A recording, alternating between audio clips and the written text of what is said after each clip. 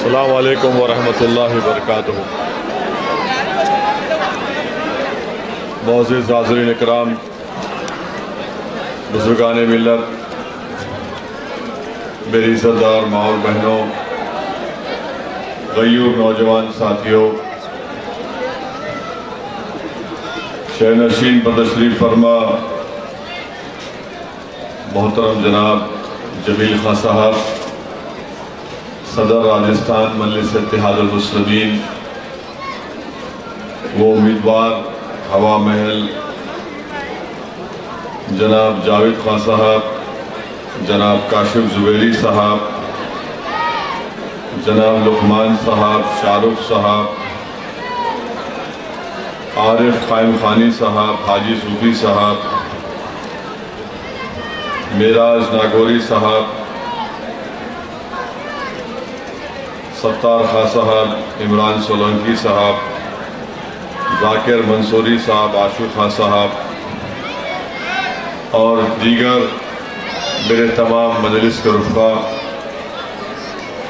मैं आप तमाम का बेहद शुक्रगुजार हूँ कि आपने अपना कीमती वक्त निकाल कर आज के इस इंतखाबी जलसे में शिरकत की।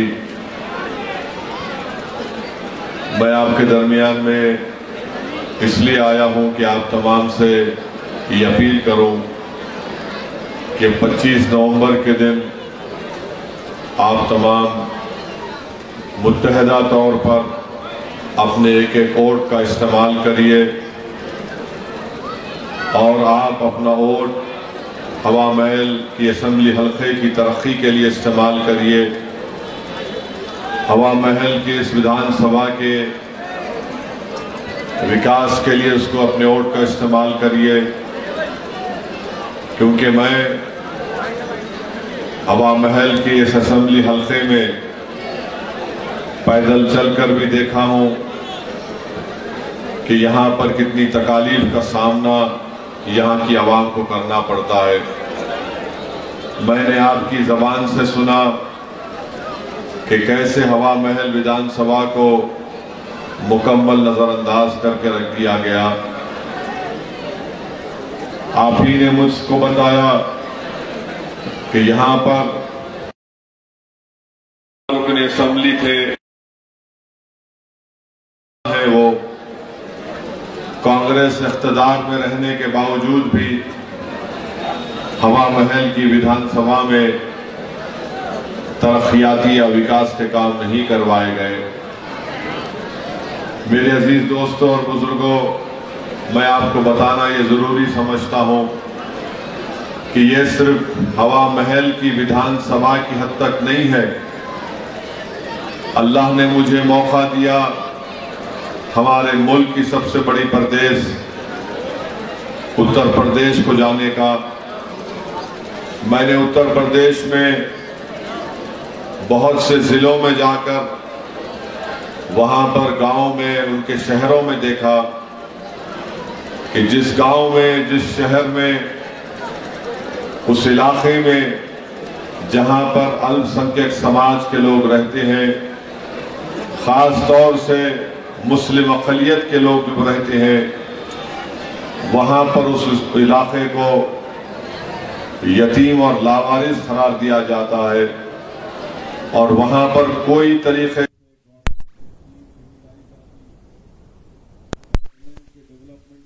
नहीं होता। बिहार को जाकर देखा मैंने, बिहार में एक इलाका है सीमांचल का, जो मेरी नज़र में भारत का सबसे पसमानदा इलाका है। वहाँ पर भी कोई डेवलपमेंट नहीं किया जाता, क्योंकि सीमांचल की सरजमीन पर बसने वाले ज़्यादातर लोग गरीब हैं और मुस्लिम अक़लियत से उनका ताल्लुक़ है। आसाम को चले जाइए, लोअर आसाम का हिस्सा, मुल्क के कई मुकामात पर जाने का मुझे मौका मिला, मगर एक बात मैं बता रहा हूं कि विकास इसलिए नहीं होता, नाइंसाफी का खात्मा इसलिए नहीं होता क्योंकि यहाँ पर आपके पास अपनी कोई सियासी ताकत नहीं है।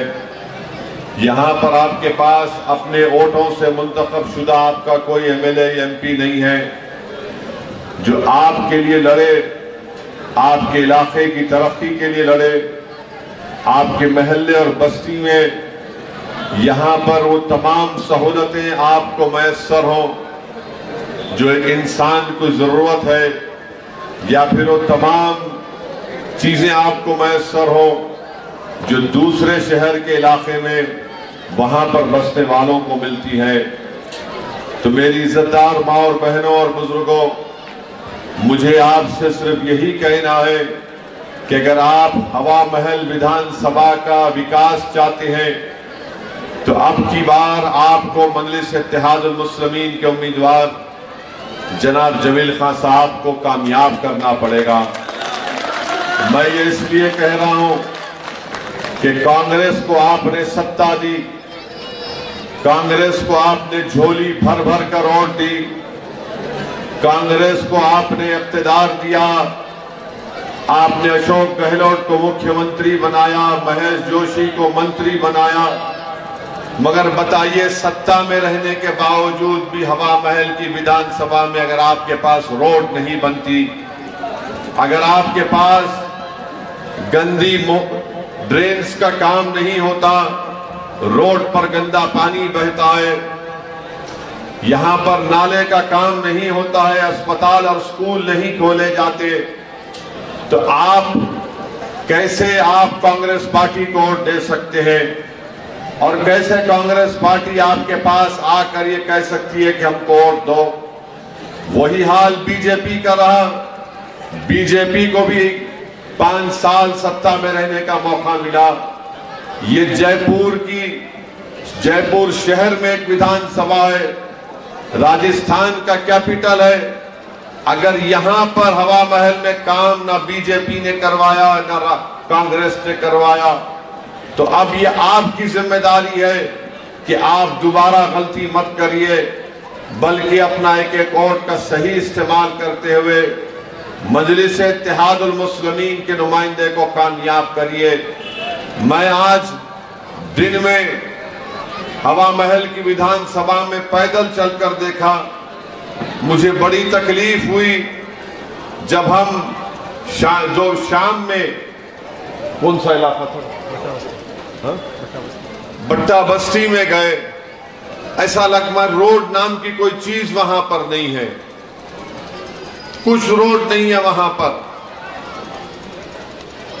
और मैं देखता हूं कि लोग उस इलाके में कैसे रहते हैं, मुझे समझ में नहीं आता। मैं आपको बड़ी जिम्मेदारी के साथ बता रहा हूं कि मैं भी 4 मरतबा अल्लाह ने और हैदराबाद की आवाम ने मुझे एमपी बनाया। 2 मरतबा, सुनिए, थाली मारने के लिए नहीं कह रहा हूं, 2 मरतबा मैं विधायक था। अगर हवा महल विधानसभा में जितनी तकालीफ यहां पर आपको है, अगर उसका 20% अगर हैदराबाद में होगा तो लोग मुझे वोट ना डालें, मुझे लोग कभी वोट ना डालें। मगर आप कैसे इन चीजों को बर्दाश्त कर रहे हैं, मुझे यकीन नहीं होता कि ये बस यहां पर इंसान रहते हैं, आप रोड पर चल नहीं सकते, गंदगी भरी हुई है, कोई ड्रेनेज का, कोई सीवरेज लाइन का इंतजाम नहीं है। इतना बड़ा मंत्री यहां का विधायक था, क्यों नहीं काम करवाया उसने? इसलिए काम नहीं करवाया क्योंकि उसके दिल में नफरत थी, तासुब था। जयपुर के दूसरे विधानसभाओं में बराबर काम होता है, सफाई का इंतजाम होता है, मगर ये पुराने जयपुर के हिस्से की एक विधानसभा है।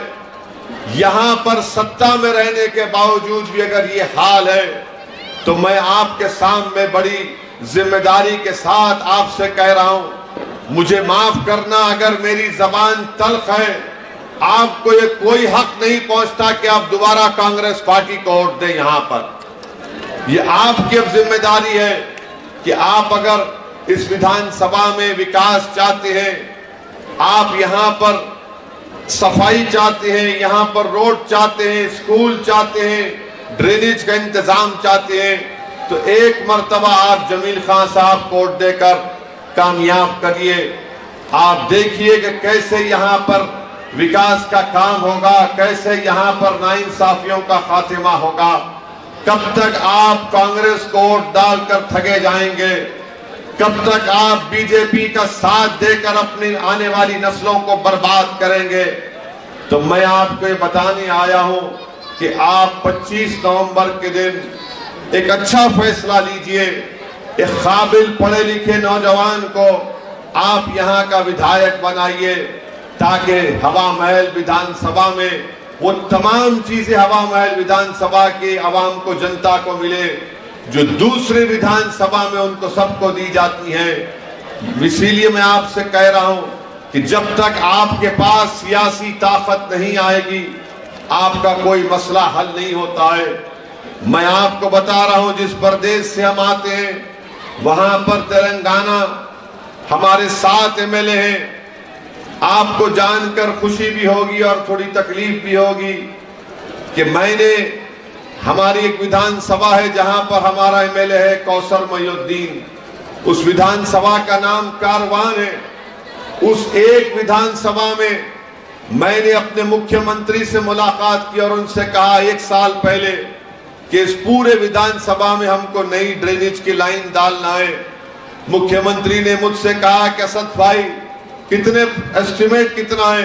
तो मैंने कहा कि सीएम साहब एस्टिमेट ये है।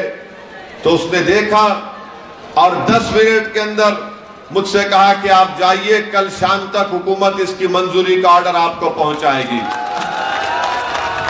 आपको मालूम, आपको बताना चाहता हूं कि पूरे कारवान के असेंबली हलके में 290 करोड़ की ड्रेनेज की नई लाइन डाली जा रही है, जिसमें वहां पर किले गोलकुंडा भी आता है। क्यों हुआ ये? इसलिए कि वहां पर आपका एमएलए था, मंत्री नहीं था। हमारा एमएलए, हम कभी मंत्री बनेंगे, मगर हमने काम करवा लिया। जिस विधानसभा के एमएलए मेरे भाई अकबर हैं, वहां पर उन्होंने ऐसा ही किया। तो गवर्नमेंट ने उनसे कहा कि 300 करोड़ की नई ड्रेनेज लाइन की मंजूरी दी। इंशाल्लाह इलेक्शन के बाद आप देखना वहां पर काम शुरू हो जाएगा। हवा महल में आपको अभी जमील खान ने कहा कि नाले का काम नहीं होता। हमारे पास, हमारे 2-3 विधानसभाओं में आप अंदाजा नहीं कर सकते, एसआरडीपी की एक स्कीम है, उसमें हमने 800 करोड़ की नई ड्रेन लाइन में 500, 400 या 500 करोड़ के नई ड्रेन लाइन डला दी है, ताकि जब बारिश होगी तो पानी हमारे घर पर आकर नहीं ठहरेगा, महल्ले में नहीं ठहरेगा, पानी नदी में चला जाएगा। ये उसी वक्त होगा जब आप में शऊर बेदार होगा। अगर आप यही समझेंगे कि नहीं नहीं, कांग्रेस पार्टी को जिताना हमारी जिंदगी का मकसद है, हम मर भी जाएंगे तो कांग्रेस को वोट डालते रहेंगे, तो फिर आप तकलीफ उठाएंगे। अगर आपको यह बताया जा रहा है कि देखो चुनाव है, बीजेपी को हराना है, इसलिए कांग्रेस का साथ दो, यकीनन बीजेपी को हराइए।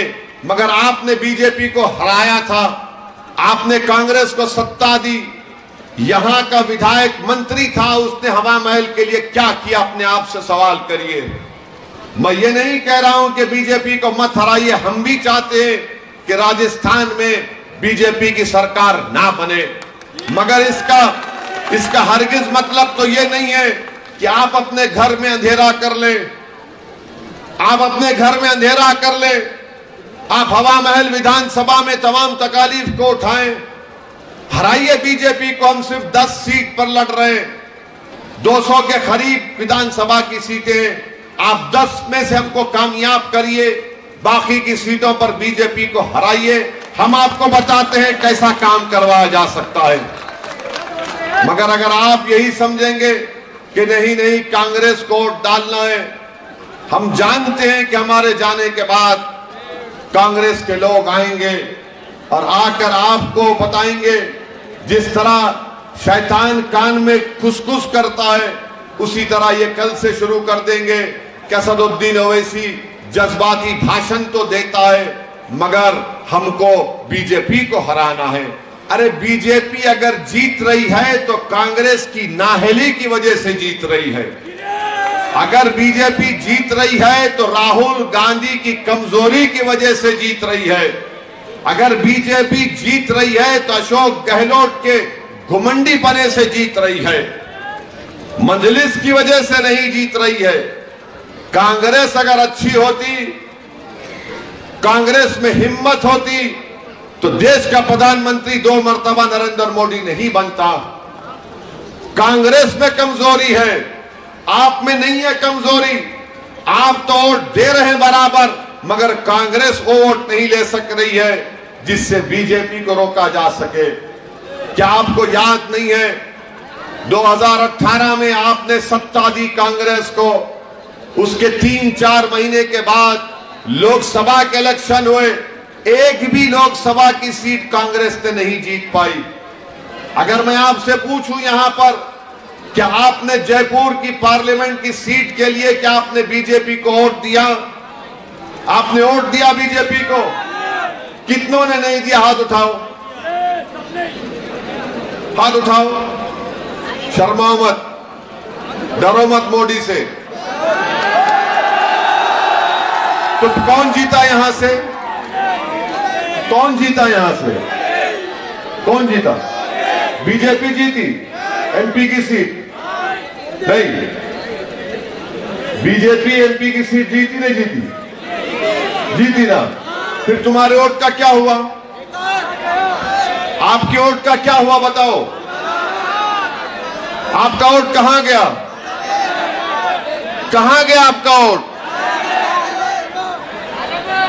वही तो हम बता रहे हैं आपको, वही तो हम आपसे बता रहे हैं कि कांग्रेस में ताकत नहीं है। राहुल गांधी सिर्फ भारत जोड़ो करते मगर सत्ता में आ नहीं सकते वो। वही तो हम बता रहे हैं आपसे, मगर आपका हमारा मामला ये कि जज्बाती हम हो जाते, नहीं नहीं भाई बताना है, नहीं नहीं भाई हम भूखे रहेंगे। नहीं नहीं, सुनिए हमारी बात सुनिए। हम क्या कहते? नहीं नहीं हम भूखे रहेंगे मगर कुछ भी होगा हम अरे तुम क्यों भूखे रहोगे? तुम क्यों अपने घर को अंधेरे में डालोगे? तुम क्यों अपने बच्चों के मुस्तकबिल को बर्बाद करोगे? अरे जिंदा रहो, जिंदा रहो। जिंदा रहोगे तो कुछ करोगे, किसी के लिए, अपने लिए करोगे, किसी और के लिए करोगे। अगर तुम ही मर जाओगे तो क्या तुम किसका फायदा करोगे, किसका नुकसान करोगे? बताओ मुझे। कब तक तुम जज्बात में आकर कांग्रेस को वोट देते रहोगे? मैं हरगिज ये नहीं कह रहा हूं कि तुम बीजेपी का साथ दो, मैं ये कह रहा हूं कि अपने लिए तो जियो कभी। तुम अपने लिए तो जियो कभी, अपने बच्चों के लिए जियो। तुम किसके लिए जिंदगी गुजार रहे हो? अरे आपने कांग्रेस पार्टी को कब से वोट दे रहे हैं? 1 पीढ़ी, 2 पीढ़ी, 3 पीढ़ी, 4 पीढ़ी।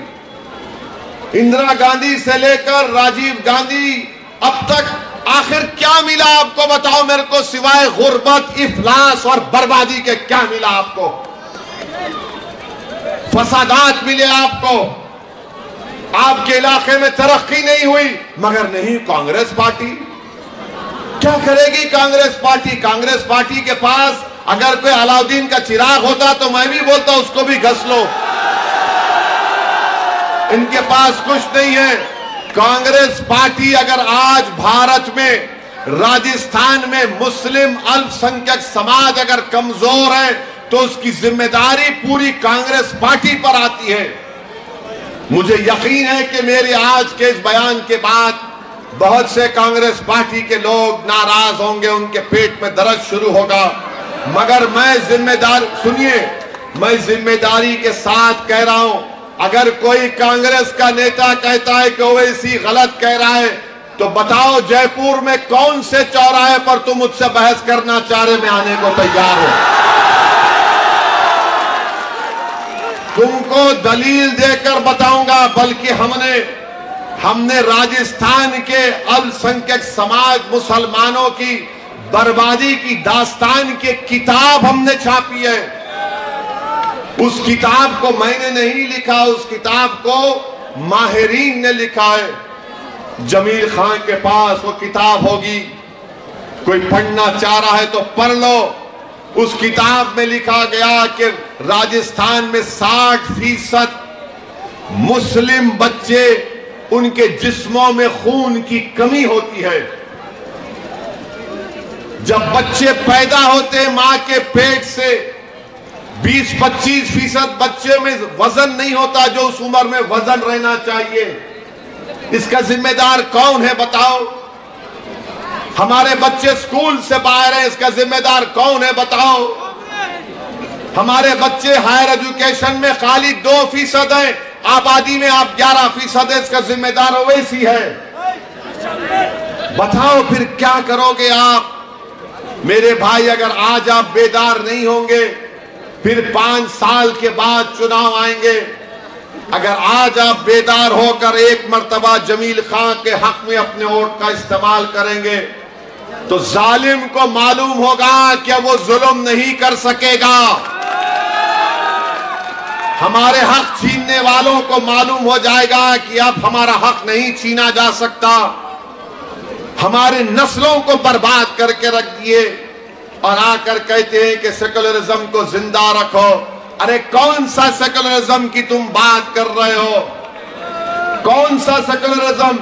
वो नसीर जुनैद को घाटमीका से किडनैप करके बीजेपी से ताल्लुक रखने वाले लोग हरियाणा ले जाकर उनको जिंदा जला देते हैं। जुनैद और नसीर की जली हुई लाशें उनके घर को जाती हैं। तो ये आपका मुख्यमंत्री अशोक गहलोत 15-20 दिन के बाद उस पीड़ित परिवार के घर को जाकर मिलता है। ये सेकुलरिज्म है? ये सेकुलरिज्म है कि मरने वालों को अब तक सिर्फ 5 लाख दिए गए। कोई कहेगा कि कांग्रेस की मंत्री है मोहतरमा जाहिदा।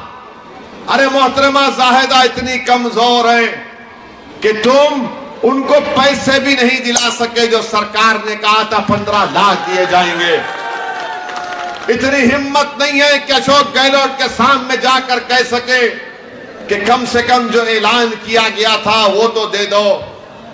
मैं गया था नसीर के घर को, और जब घर को हम गए नसीर के, तो मुझे जानकर ये तकलीफ हुई कि मरने वाले की 5 औलाद हैं। उसका एक बड़ा भाई है जो नीम पागल है, उसकी 6 औलाद की जिम्मेदारी भी नसीर पर थी। एक परिवार का एक आदमी मर गया तो 11 बच्चे यतीम हो गए। मेरे अजीज दोस्तों और बुजुर्गों, मेरी आपसे गुजारिश है कि 25 तारीख को आप अपना एक वोट का सही इस्तेमाल करिए। आराम से आराम से आराम से आराम से। ठीक है ठीक है ठीक है, इधर इधर इधर। हाँ, अपना इधर देखिए भाई साहब। ओ भाई साहब आराम से, आपको देखिए आराम से बिठाइए। 25 तारीख को वोट डालना है। हाँ, पानी पिलाओ उनको, जरा ज्यादा गुस्सा आ रहा उनको। पानी पिलो, पानी पिलाओ उनको। आराम से बैठो बेटा, सुकून से पानी पियो। तो मैं आपसे यही बता रहा था कि आप इन चीजों पर गौर करिए, अपना एक वोट का सही इस्तेमाल करिए। मजलिस इत्तेहादुल मुस्लिमीन को आप अपना खिदमत करने का मौका अता फरमाइए। मजलिस राजस्थान में आई है तो इंशाअल्लाह ताला हमेशा यहाँ पर रहेगी। हम राजस्थान को छोड़कर जाने वाले नहीं हैं। और हम आपको बता रहे हैं कि जब पार्लियामेंट में हमारे 2 MP हैं। नरेंद्र मोदी की सरकार जो कोई भी कानून लेकर आती है पार्लियामेंट में, आप पार्लियामेंट का रिकॉर्ड उठाकर देख लीजिए कि मजलिस मोदी के खिलाफ, उस कानून के खिलाफ सबसे ज्यादा बोलने वाली है। आप जानते हैं कि CAA का NRC का कानून नरेंद्र मोदी ने पार्लियामेंट में लाया। कांग्रेस के भी MP थे, दूसरी पार्टीज के भी MP थे, मगर सबसे पहले उस कानून के खिलाफ अगर किसी ने अपनी तकरीर में कहा मोदी के 300 MPs के सामने, तो मैंने उठकर कहा कि मोदी सरकार इसको ये काला कानून ला रही है। ये काला कानून भारत के संविधान के खिलाफ है। और मैंने मोदी की आंखों में आंखें डालकर अमित शाह के सामने कहा, मैं इस कानून को फाड़ता हूं, मैं इसको नहीं मानता हूं। ट्रिपल तलाक का कानून लाया गया।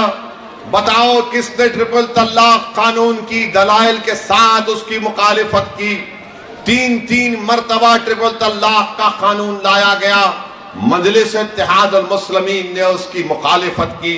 हर कानून जो पार्लियामेंट में आता है हम उसका दलीलों के साथ बीजेपी के गलतियों को दिखाते हैं। ये कांग्रेस वो पार्टी है, जब नरेंद्र मोदी की सरकार ने एक कानून को लाया, यूएपीए का कानून, उस कानून में कांग्रेस ने बीजेपी का साथ दिया। आज वो कानून की बिना पर भारत की जेलों में हमारे नौजवान सड़ रहे हैं। 4-4, 3-3 साल से जेल में सड़ रहे हैं। पूछो इन कांग्रेस पार्टी के लोगों से कि तुमने अमित शाह के लाए हुए कानून का साथ क्यों दिया?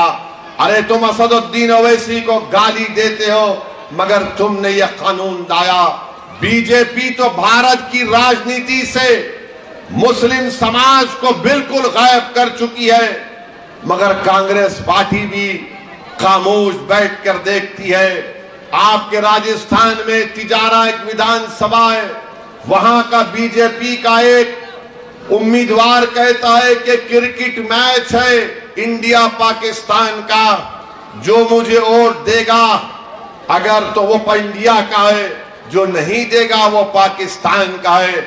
मोदी जी अपने इस नमूने को समझाओ आप।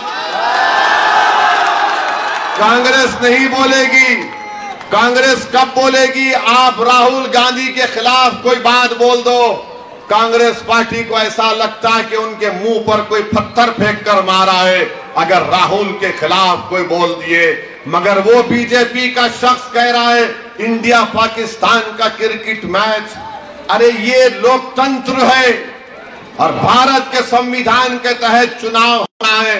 अगर चुनाव को कोई क्रिकेट मैच कहेगा तो बताओ किससे नफरत की जा रही है? किसको, किस समाज को निशाना बनाया जा रहा है? किसको जलील और रुस्वा करने की कोशिश की जा रही है? माने जो बीजेपी को वोट नहीं देगा, इंडिया पाकिस्तान का क्रिकेट मैच होगा। बताइए, कांग्रेस खामोश बैठी हुई है। आप देखते जाइए, अरे रोज आए दिन कोई ना कोई बीजेपी का नेता कुछ बयान देता है, मगर कांग्रेस में सन्नाटा है। कांग्रेस में सन्नाटा है। अगर आपको मुझे बताया गया कि किसी ने जाकर कांग्रेस के बड़े नेता से कहा कि देखो ये इस तरह के अनाप शनाप बातें बक रहे हमारे बारे में, आप कुछ तो बोलो, तो उस कांग्रेस के नेता ने कहा कि मियां अब जाके सो जाओ, सब सुन लो, 25 तारीख के दिन नहा धोकर नए कपड़े पहनकर आकर हमको वोट दे दो। ये हम करेंगे? यानी कोई हमको गाली देगा, हमको रुस्वा करने की कोशिश करेगा, तुम मुंह नहीं खोलोगे। इंडिया पाकिस्तान का मैच कहता है, और एक बीजेपी का एक नेता, उसका नाम क्या है, संदीप दाइमा, उसने कहा कि मस्जिद, मदरसा और गुरुद्वारा को बर्बाद करना चाहिए। मैं सलाम करता हूं हमारे भारत के सिखों को कि उन्होंने इस अनाप शनाप बकवास के खिलाफ आवाज उठाई। पंजाब के सिखों ने एहतजाज किया तो बीजेपी ने इस संदीप दाइमा को अपनी पार्टी से निकाल दिया, और उसने अपने बयान में क्या कहा कि मेरे मुंह से गलती से निकल गया गुरुद्वारा। तो बताओ मोदी जी, क्या मदरसे और मस्जिद को कोई बर्बाद करेगा? गुरुद्वारा पे तो उसने कह दिया, आपने उसको निकाल दिया, तो फिर मस्जिद मदरसे का क्या होगा? क्या कांग्रेस पार्टी ने इस पर कुछ कहा? कुछ नहीं कहा, क्योंकि कांग्रेस पार्टी जानती है कि मियां कहां जाएगा हमको छोड़कर। कांग्रेस पार्टी जानती है कि मियां नहीं जाएगा हमको छोड़कर। कांग्रेस पार्टी अब ये भूल चुकी है कि मियां को समझाने के लिए एक और मियां शेरवानी पहन के आया है।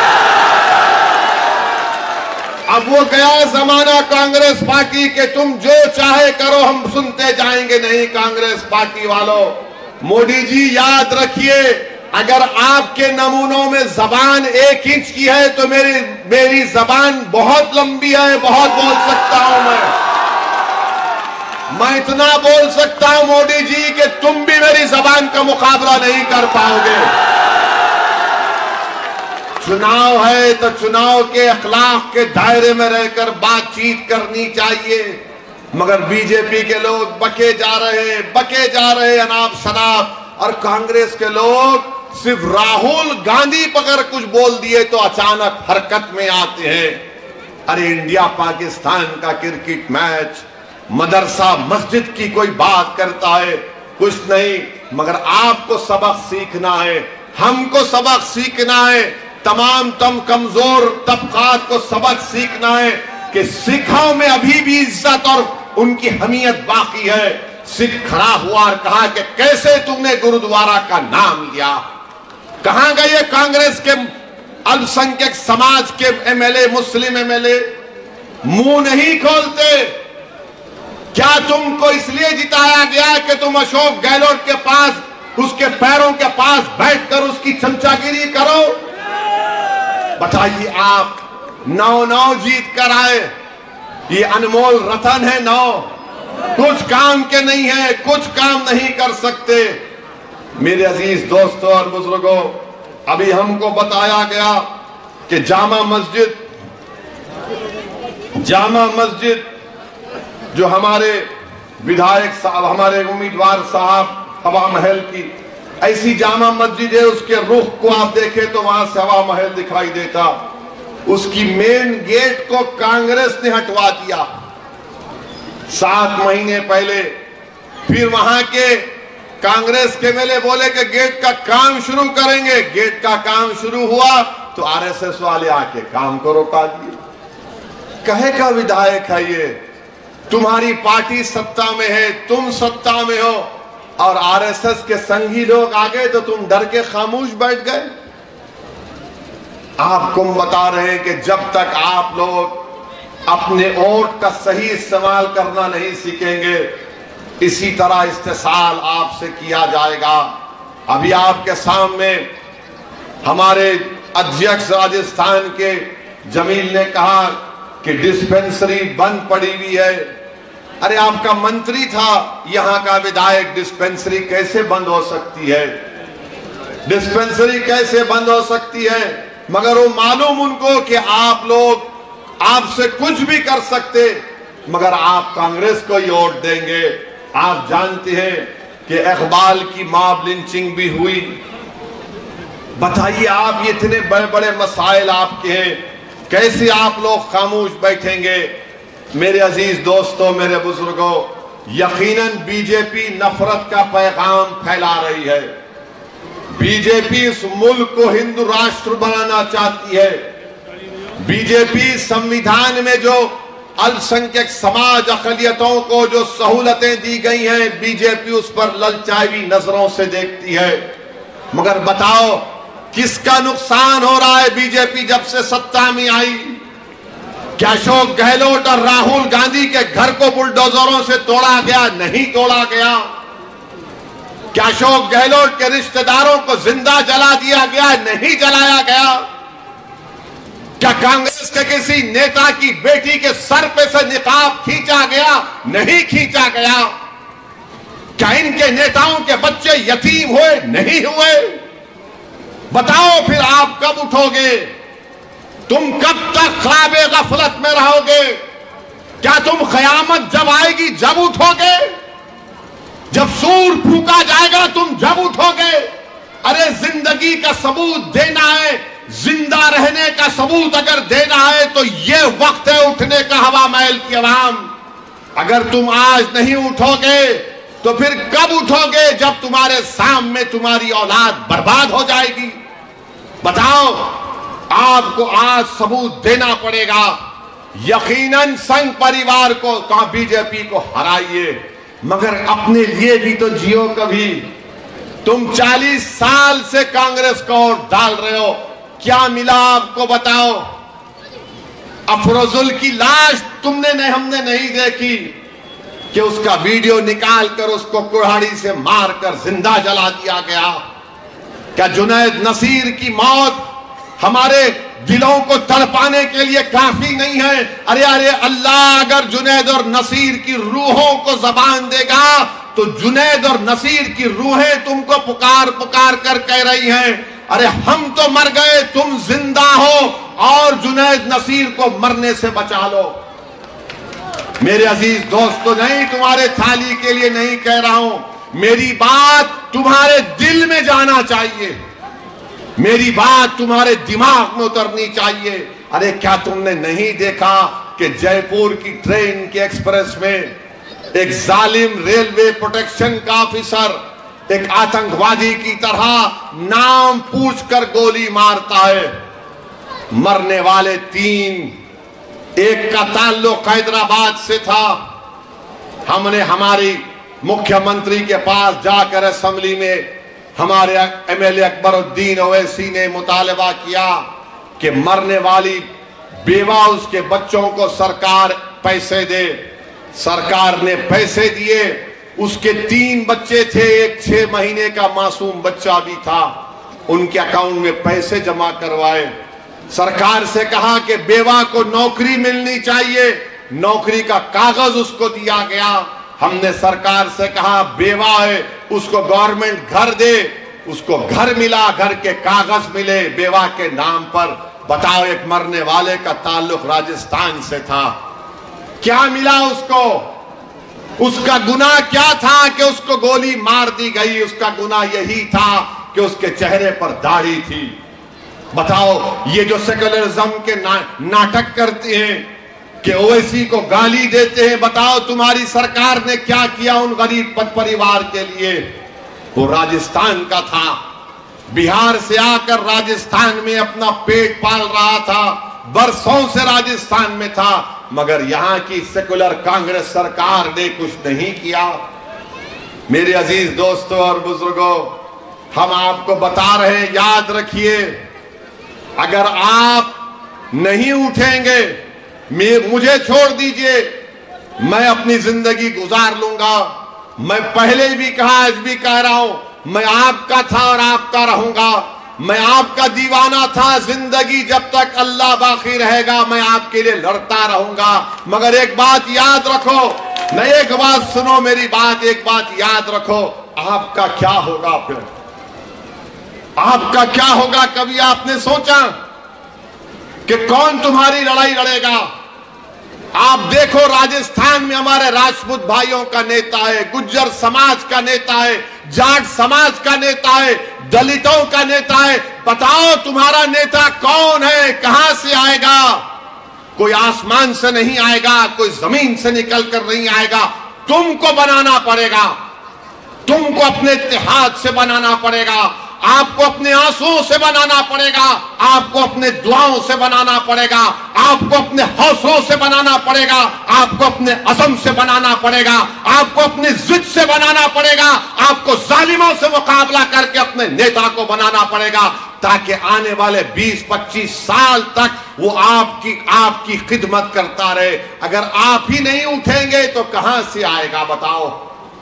मेरे अजीज दोस्तों, मेरी इज्जतदार माँ और बहनों, मेरी आपसे एक ही अपील है कि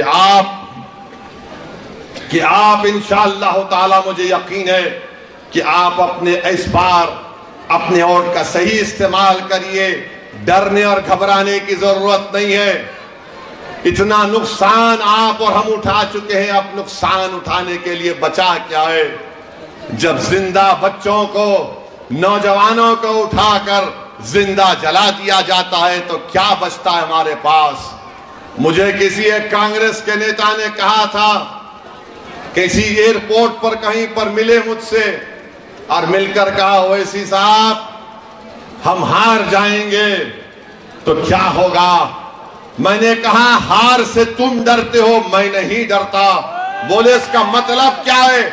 मैंने कहा इसका मतलब यह है कि 75 साल से फलस्तीनी मर रहा है, कट रहा है, मगर खड़े होकर मुकाबला कर रहा है जालिमों से। तुम्हारी नजर में हार होगी, मेरी नजर में वो कामयाबी है। बोले वो कैसे? वो ये है कि जालिम के सामने कोई सीना सिपर होकर खड़े होकर कहता है कि मैं मरने से डरने वाला नहीं हूं, मुझे मेरा हक चाहिए, वो उसकी कामयाबी है।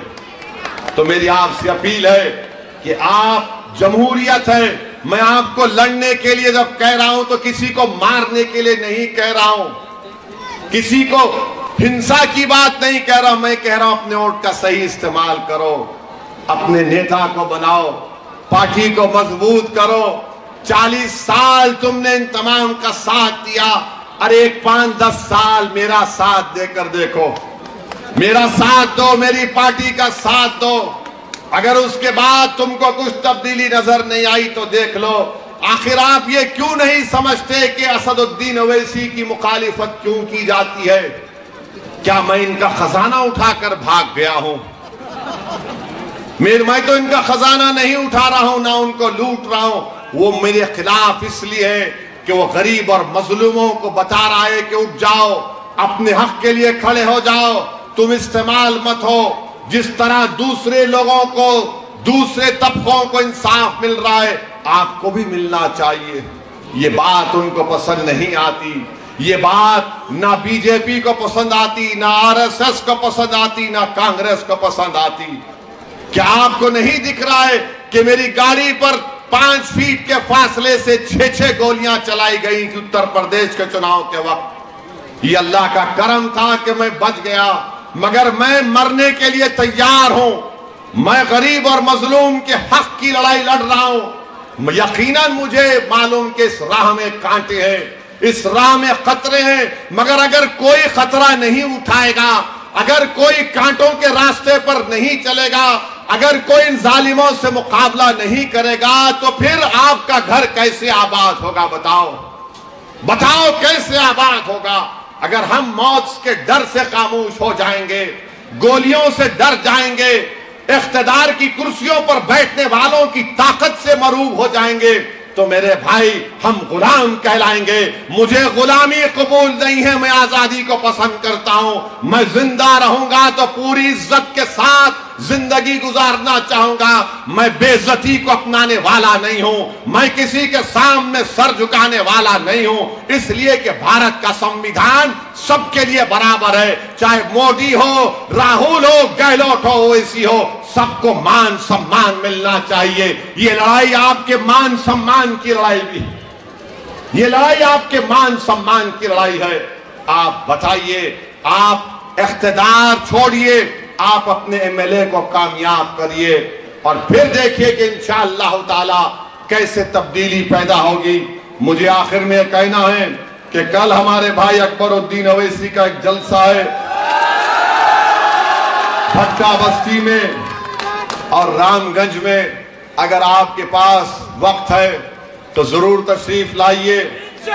और वो मुझसे बेहतर इंसान है, मैं कह रहा हूं मुझसे बेहतर इंसान है, मुझसे काबिल हैं और मुझसे बेहतरीन तकरीर करने वाले हैं। तो आपके पास वक्त है तो जरूर आइए, मगर आप तमाम से एक दर्दमंदाना अपील कर रहा हूं कि अपने वोट का सही इस्तेमाल करो, अपने वोट का सही इस्तेमाल करो। देखो अपने आप पर, पूछो अपने आप से कि हमने क्या पाया, क्या खोया, और इसको देखकर जो बात आपका दिल कहेगा, दिल की मानो, दिमाग से तुम सोच सोच कर 40 साल में बर्बाद हो चुके हो। जब दिल तुम्हारा कहेगा कि एक बार मौका मिलना चाहिए मजलिस को, तो आप दिल की बात सुनो और 25 तारीख के दिन आप पतंग के निशान पर बटन दबाकर अपने इत्तेहाद को मजबूत करिए, राजस्थान में एक इनकलाब को बर्पा करिए। यकीनन जहां हो सके बीजेपी को हराइए, यकीनन हराइए, मगर जहां पर मजलिस के उम्मीदवार हैं वहां पर आप अपना वोट ना कांग्रेस को दीजिए ना बीजेपी को दीजिए। और यहां पर एक आजाद उम्मीदवार है झाड़ू लेकर, ये दिल्ली की पार्टी का, वो उसका नाम नहीं लूंगा, उसको मैं कहता हूं छोटा रिचार्ज है। वो छोटा रिचार्ज है। वो झाड़ू उसके हाथ में है मगर वो मोदी का भाई है, तो उसको वोट मत दीजिए। जमील है आपके सामने, मंजलिस है आपके सामने, आप मंजलिस को अपनाइए, जमील को अपना भाई और बेटा समझकर, अपना हमदर्द समझकर एक मौका देकर जमील को कामयाब करिए। आपका बेहद शुक्रिया कि आप आज आए। अल्लाह आपको सलामत रखे, आप में और हमारी मोहब्बत को अल्लाह और मजबूत करे। अस्सलाम वालेकुम व रहमत।